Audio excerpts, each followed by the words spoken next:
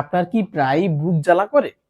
খাবারের পর পেট ভারী ভারী লাগছে বা গ্যাসের সমস্যা হচ্ছে?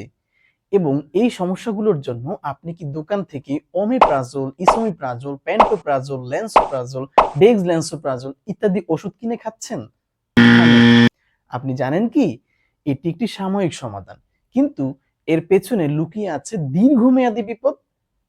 আসসালামু আলাইকুম, this is Siyam Hossain, fourth year medical student from Sher e Bangla medical college, Barishal. সবাইকে ওয়েলকাম করছি সিয়ামস ওয়ার্ল্ডের আরো একটি নতুন ভিডিওতে।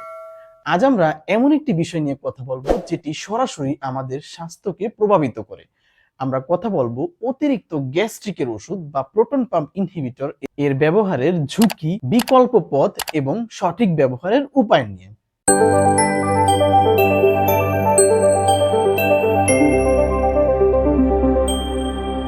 সম্প্রতি গবেষণায় দেখা গেছে বাংলাদেশের সবচেয়ে বেশি বিক্রিত ওষুধগুলোর মধ্যে তালিকার শীর্ষস্থানে অবস্থান করছে এই প্রোটন পাম্প ইনহিবিটর বা গ্যাস্ট্রিকের ওষুধ। আসুন আমরা জানার চেষ্টা করি পিপিআই কি। পিপিআই বা প্রোটন পাম্প ইনহিবিটর হলো এমন একটি ওষুধ যা পাকস্থলীর অ্যাসিড উৎপাদন ক্ষমতাকে কমিয়ে দেয়। পাকস্থলীতে যে প্রোটন পাম্প রয়েছে বা হাইড্রোজেন পটাশিয়াম এটিপিএস পাম্প রয়েছে, সেই পাম্পের কার্যকারিতাকে এটি ব্লক করে দেয় এবং আমাদেরকে অ্যাসিডিটির সমস্যা থেকে মুক্তি দেয়।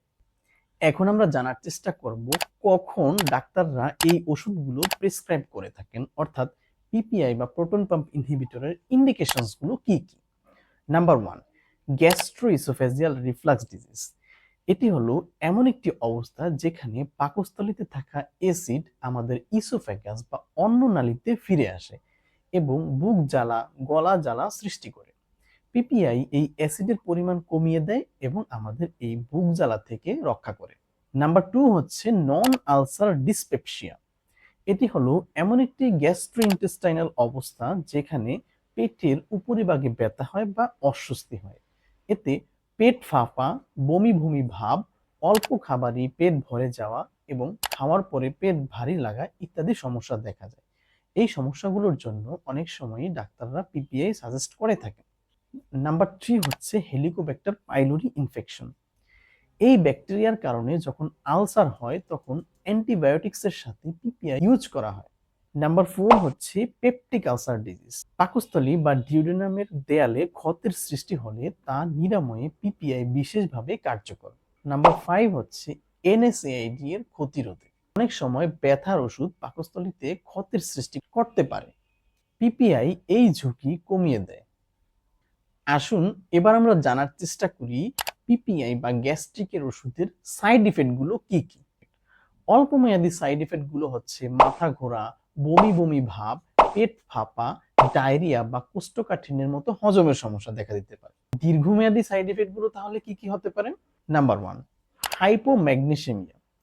পিপিআই দীর্ঘদিন ব্যবহারে শরীর থেকে ম্যাগনেসিয়ামের পরিমাণ কমে যায়, যার ফলে মাংসপেশির দুর্বলতা, খিঁচুনি এবং হার্টবিট অনিয়মিত হতে পারে। নাম্বার 2 হচ্ছে বোন ফ্র্যাকচার। পিপিআই হাড়ের ক্যালসিয়াম শোষণ বাধাগ্রস্ত করে, এর ফলে অস্টিওপোরোসিস হয় এবং হাড় ভাঙার ঝুঁকি বেড়ে যায়। নাম্বার 3 হচ্ছে ক্রনিক কিডনি ডিজিজ। এটি হলো এমন একটি অবস্থা যেখানে কিডনির কার্যকারিতা কমে যায় এবং রেনাল ফেইলিউর হওয়ার ঝুঁকি বেড়ে যায়। নাম্বার 4 হচ্ছে ভিটামিন বি12 ডেফিসিয়েন্সি। পাকস্থলীতে বিদ্যমান অ্যাসিড কমে যাওয়ার কারণে পেট থেকে ভিটামিন বি12 এর শোষণ বাধাগ্রস্ত হয়। এটি স্নায়ুর দুর্বলতা, মানসিক বিভ্রান্তি এবং ক্লান্তি বাড়াতে পারে। Number 5, gastric cancer. দীর্ঘদিন পিপিআই ইউজের ফলে গ্যাস্ট্রিন হরমোন কমে যায়, এটি ক্যান্সারের ঝুঁকি বাড়ায়। এখন আমরা কথা বলবো গ্যাস্ট্রিকের ওষুধ বা পিপিআই এর ব্যবহার কিভাবে কমিয়ে আনা যায়। পিপিআই এর নির্ভরতা কমাতে চাইলে আপনার লাইফস্টাইলে কিছু পরিবর্তন আনতে হবে। যেমন নির্ধারিত সময়ে খাবার খান, ঝাল তেলযুক্ত খাবার এবং ক্যাফেইন এড়িয়ে চলুন। খাওয়ার পর শুয়ে না পড়া এবং পিঠ সোজা রেখে বসুন। ওজন নিয়ন্ত্রণে রাখুন, কারণ অতিরিক্ত ওজন আমাদের গ্যাস্ট্রোইসোফেজিয়াল রিফ্লাক্স ডিজিজ তৈরি করতে পারে। এখন আমরা কিছু প্রাকৃতিক সমাধান নিয়ে আলোচনা করি। পিপিআই এর বিকল্প হিসেবে আপনি মৌরি পানি, আদা চা, অ্যালোভেরা জেল ইত্যাদি খেতে পারেন, যা অ্যাসিডিটি কমাতে হেল্প করে। বিকল্প হিসেবে আপনি অ্যান্টাসিড ইউজ করতে পারেন, এটি একটি অ্যাসিড নিউট্রালাইজার। এটি আমাদের সিস্টেমিক সার্কুলেশনে না গিয়ে সরাসরি অ্যাসিডকে নিউট্রালাইজ করতে পারে। এটার সাইড ইফেক্ট কিন্তু তেমন একটা নেই। প্রিয় দর্শক, পিপিআই কোনো ম্যাজিক ঔষধ নয়। সঠিক সময়ে সঠিক রোগের জন্য সঠিক পরিমাণে ব্যবহার করতে পারলে আপনার জন্য এটি উপকার বয়ে আনবে। আর এর ব্যত্যয় ঘটলে আপনার অজান্তেই ডেকে আনতে পারে ভয়াবহ বিপদ। তাই ডাক্তারের পরামর্শ ছাড়া এই ওষুধ ব্যবহার করতে যাবেন না। ভিডিওটি যদি ভালো লেগে থাকে তাহলে সবাই লাইক, শেয়ার এবং সাবস্ক্রাইব করতে ভুলবেন না। দেখা হচ্ছে পরবর্তী ভিডিওতে। ততক্ষণ পর্যন্ত সবাই ভালো থাকুন, সুস্থ থাকুন। আসসালামু আলাইকুম।